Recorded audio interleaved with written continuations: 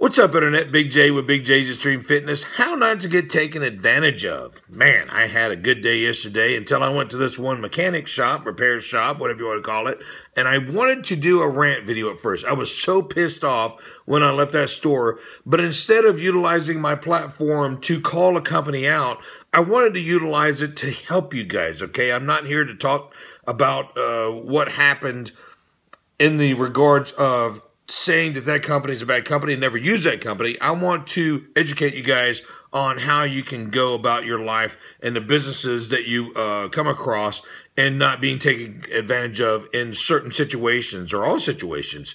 So without further ado, I'll tell you what happened. I needed some repairs done on my truck, something that I could not have done myself.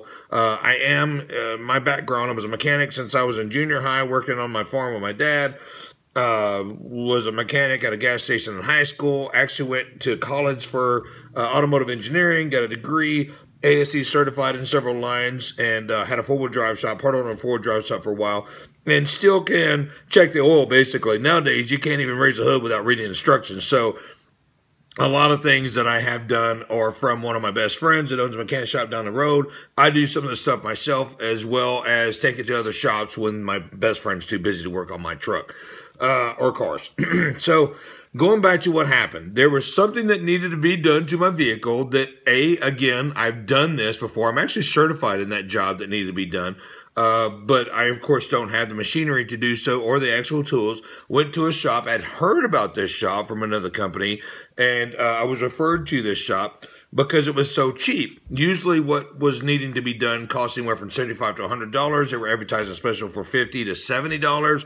And so I showed up, called first, showed up, pulled the truck on the rack. They looked at it for a few minutes, and they came out and they had this list. I hate the list. It's, oh man, I'm getting irritated now. However, let me calm down. The guy said, "Hey, sir, I'd like to talk to you about your vehicle." And I said, "Are you done?" And he said, No, we kind of dug into it.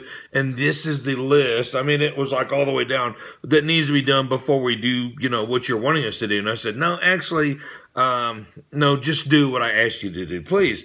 And he got a little irritated. He goes, "No, I'm trying to tell you, you need all this work done before we do that job." And I said, "I'm telling you right now, I don't. And I would like for you to perform the job that I brought you, the vehicle, to do so." And he says, "Well, sorry, I can't do it." I said, "You can or you won't." And there's a difference there. You can do the job. And he says, "Well, we're just not going to do it. However, we have torn into it, and we need to put it back together, so you're going to owe us this much to put it back together." And I said, "First and foremost, no, I don't. Number one, I came for an estimate or a job to be done, and that was not authorized, so put it back together, and I'll be on my way." The moral of the story here, girls especially, and I know some mechanically inclined females, okay, don't get me wrong, but there's more guys out there that think they know more than girls in mechanic world, and there are a lot of guys that are shade tree mechanics and kind of know their way around. However, a full-blown mechanic will be able to tell you, look, this can be done, so go ahead and do it. The shop's idea of making more money is upsells. That's all businesses, okay? Would you like to add fries with that hamburger? Would you like to have more or a pair of socks with a shoe sale? Or would you like for us to include an extended warranty? That's the job. That's the way of the world. However, when I'm supposed to pay $50 for a repair and the guy comes out with a $3,000 repair chart that needs to be done and every bit of it needs to be done before they even touch it, I got a problem with that. I'm very irritated because a lot of times my daughters will call me and say, "Hey, Dad, I'm here getting this done," and they're telling me I need this and this and this. And I'll get on the phone and say, "No, don't do any of that. You don't need that done. And let's perform what you were told to do." Or my daughters just bring the cars home and I fix it or go to my buddies. So here's a surefire way of not to be taken advantage of. First and foremost, if it's a lot of money or if you don't understand it, don't just go, "Well, do I really need that done?" And they're, of course, going to say, "Well, yes, of course you need it done because I'm going to get a commission. He's going to get paid more. We're going to work more in the vehicle, and this shop is going to bring him more money." Of course they're going to say yes. Don't say, "Do I really need it done?" Say, "Hey, I don't understand what you're saying," or say, "Hey, I don't have enough money," or say, "I'd like a second opinion," or "No, put it back together and I'm leaving." There's 4 options you can take, and it doesn't matter what they think of you. Don't worry about them thinking that you don't have enough money to fix a car. You might or you might not have, but you don't want to spend $3,000 when you went there to spend $50.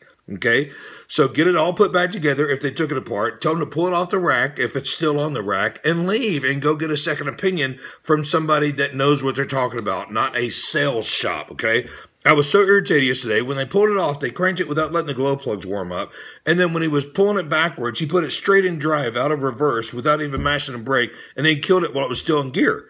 So he was pissed off that he couldn't sell me $3,000 for something that was only cost me $50. Once again, bottom line, first, shop. Okay. Second, educate yourself. And I know you can't know everything about everything. Females, when they put the key, or guys too, when you put the key in the car and you crank it over, you don't think about the solenoid and the electrodes and the starter and the battery power and the electricity and the combustion and the suck, pop, bang and everything that goes on in the car. You put it, you crank it, you put it in drive, you go. A lot of people don't know what happens. Same thing in bodybuilders and powerlifters. You know, you pick it up and you put it back down. There's a lot of mechanics involved in your body when you move it. When it comes time to spending lots of dough, $50 to $3,000 is a big difference. If he would have said, okay, we can do all this for about $85, I'd have been like, shoot, yeah, let's do it. No problem. But $3,000 is a whole lot more. So again, educate yourself, get a second opinion, say you can't afford it, tell them, no, I'm not going to do it today, or I have to come back when I have more money or whatever. But don't get taken advantage of, guys and gals. I'm telling you right now, it's up to you and your future and your pocketbook on how you are treated out there in the real world, okay? Everybody wants to say you something. There's always an upsell. That's the way of the world. But don't get taken advantage of if it's not necessary. Hope this helps, everybody. Intensity rules, train hardcore, don't get taken advantage of, and we'll see you next video.